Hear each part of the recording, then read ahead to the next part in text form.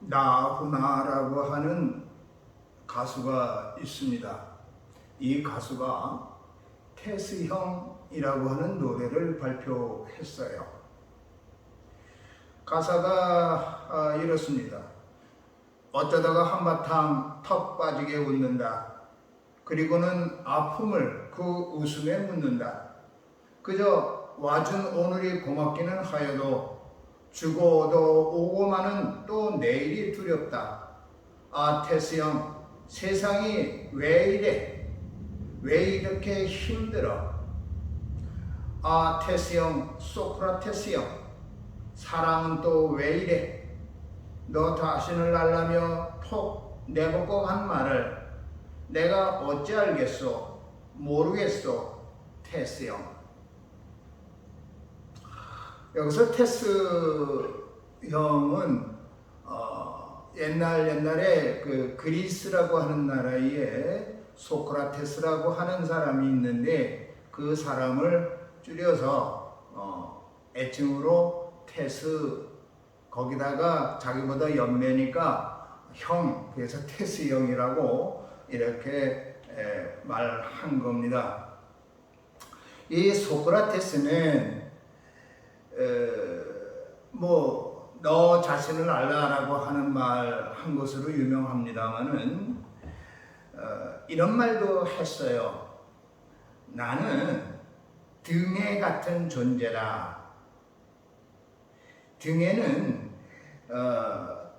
지파리처럼 작은 것에서부터 호박벌처럼 큰 것까지 있는데 아주 그 탄저병, 야토병, 트리파노, 노소바 감염증 여러 질병을 전파해요. 그래서 그 등짝에 딱 달라붙어 가지고 아주 괴롭히는데 그 고통과 간지러움 이루 말할 수가 없습니다. 그래서 이렇게 얘기하는 거예요. 졸고 있는 아테네 시민들을 집요하게 괴롭히며 깨우는 등에 같은 존재다.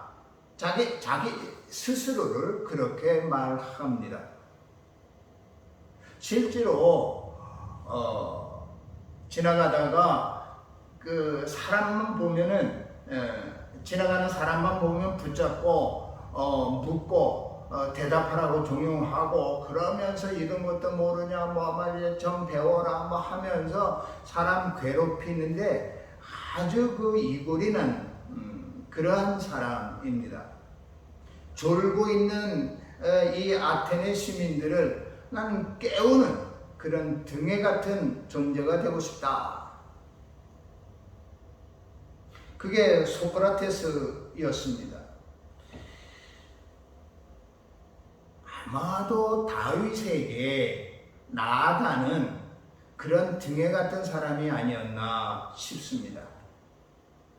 나단이 얘기를 합니다. 한 성읍에 두 사람이 있는데 한 사람은 부하고 한 사람은 가난하니 부 한 사람은 양과 소가 심히 많으나 가난한 사람은 아무것도 없고 자기가 사서 기르는 작은 암양 새끼 한 마리뿐이라. 그 암양 새끼는 그와 그의 자식과 함께 자라며 그가 먹는 것을 먹으며 그의 잔으로 마시며 그의 품에 누움으로 그에게는 딸처럼 되었거늘 어떤 행인이 그 부자에게 오매 부자가 자기에게 온 행인을 위하여 자기의 양과 소를 아껴 잡지 아니하고 가난한 사람의 양 새끼를 빼앗아다가 자기에게 온 사람들을 위하여 잡았나이다. 그 말을 듣고 다윗이 노합니다. 다윗이 그 사람을 크게 노하여 나단에게 이르되 여호와의 사심을 가리켜 맹세하노니 이 일을 행한 사람은 마땅히 죽을 것이다. 저가 불쌍히 여기지 않고 이 일을 행하였으니 그 양새끼를 4배나 갚아주어야 하리라. 나단이 그 말을 듣고 말합니다. 당신이 그 사람이다. 당신이 그 사람이다. 나다는 소크라테스처럼 다윗을 일깨우는 등의 역할을 했습니다. 등이가 와서 괴롭힐 때 참 괴롭습니다만은 이 말씀이 올 때 사실은 아프고 힘들고 괴로워요. 그러나 그 말씀을 제대로 받아들이면 참 달콤합니다. 새로움이 시작이 됩니다. 다윗은 그 쓰디쓴 말씀을 받아들이죠. 자, 여기서 잠깐 명령을 받아서 우리아를 죽인 요압이라는 사람이 있습니다. 그 명령을 수행한 요압은 어떤 생각을 할까요? 나는 죄 없다. 나는 상관없다. 알게 뭐야? 이럴까요? 사실 또 그렇게 했지요. 그런 것을 보도하는 이 성경의 관심은 무엇일까요? 무엇을 말하고 싶은 것일까요?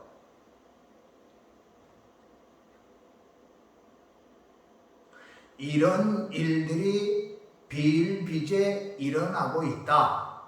그 말을 하고 싶은 거지요. 가진 자들의 주머니는 탐욕스럽고 가난한 자들의 힘은 너무 약합니다. 하나님이 싫어하는 일들입니다. 자, 우리는 세금을 냅니다. 100만 원을 버는 사람이 있고 10,000원을 버는 사람이 있습니다. 세금을 똑같이 내게 할까요? 그래서 5,000원씩 내게 할까요? 그러면 100만 원을 버는 사람은 99만 5천 원이 될 것이고 10,000원을 버는 사람은 5,000원이 남을 겁니다. 자, 그러면 10%를 적용할까요? 그러면 100만 원 버는 사람은 99만 원이 남을 겁니다. 그럼 10,000원 버는 사람은 9,000원이 남아요. 이게 공평한 겁니까? 또 집안에 큰일이 있습니다. 그러면 어떻게 돈을 내는 것이 좋습니까? 어떻게 하는 것이 공평한 겁니까? 이 문제를 잘 푸는 집안은 복된 집안입니다. 살림살이를 어떻게 해야 하는가? 참 그것을 보는 것으로 이 가정에 있는 사람들이 지혜로운가 지혜롭지 않은가를 볼 수 있습니다. 집안의 물질을 어떻게 쓰는가 하는 것은 참 지혜입니다. 균형 감각이 있어야 된다, 그런 얘기죠. 참된 공평이 없으면 의가 갈라집니다. 관계가 끊어집니다. 다윗을 보십시다. 권력이 있습니다. 부족한 것이 없습니다. 부족한 것이 없는데 허전해요.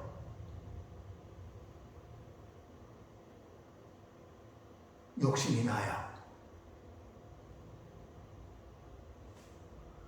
부족한 것이 없는 순간에 하나님을 잊습니다. 감사를 잊습니다. 하나님을 잊고 감사를 잊을 때 관계 또한 없어지는 겁니다. 하나님 안에서 너와 내가 하나라고 하는 것을 잊습니다. 내가 누구냐? 네가 필요하다면 내가 주었을 것이다. 그런데 부족함이 없다고 하면서 만족을 못한다? 이게 무슨 소리냐?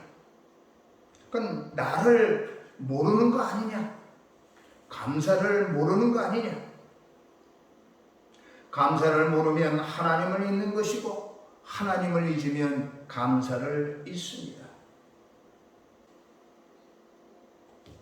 예수님께서 대답하여 가라사대 내가 진실로 진실로 너희에게 이르노니 너희가 나를 찾는 것은 표적을 본 까닭이 아니요 떡을 먹고 배부른 까닭이로다. 썩는 양식을 위하여 이러지 말고 영생하도록 있는 양식을 위하라. 이 양식은 인자가 너희에게 주리니 인자는 하나님 아버지의 인치신 자니라. 무엇보다도 우선되는 관심이 있다. 그 관심을 찾아라. 그런 말씀입니다. 우리는 여러 가지 춤을 출 수 있습니다. 깽깽이 춤, 각설이 춤, 발레, 강광수월래, 술 취한 춤. 그러나 중심은 놓지 말아야 합니다. 내가 누구냐라고 하는 그 중심을 놓지 말아야 합니다. 영원하도록 하는 그 생명의 떡을 먹는 나, 하나님 안에서 살아가는 나, 그것이 나를 중심 있게 만들 터인데 그것을 놓치지 말라, 그런 얘기입니다. 어떻게 해야 하나님의 일을 하겠습니까? 하나님께서 보내신 자를 믿는 것이 하나님의 일이다, 이렇게 말씀하십니다.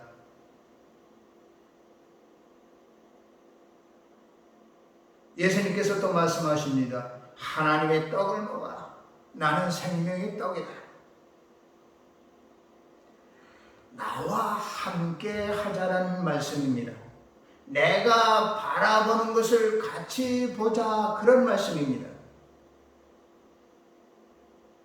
내가 보는 것을 너희도 보고, 내가 얼굴을 드는 곳에 너희도 얼굴을 들고, 내 마음에 있는 곳에 너희도 그 마음을 같이 좀 두면 우리가 천국 삶을 살기에 부족함이 없을 것이다.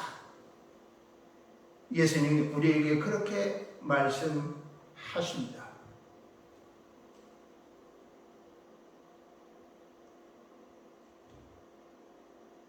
다윗이 엉뚱한 것에 이제 팔려가지고 자기의 인생을 먹칠한 그것을 우리가 봅니다. 잠깐 동안에 하나님의 백성이라고 하는 것을 잊어버렸는데, 우리는 하나님의 백성이라고 하는 것을 잊지 말고 그야말로 생명의 떡을 먹는 자로서의 삶을 살아가야 되겠습니다. 그래서 그 지고하고 아름다운 그 자존감을 가지고 이 땅을 멋있게 가꾸어 나가는 우리 복된 성도님 되시기를 간절히 바랍니다. 아멘.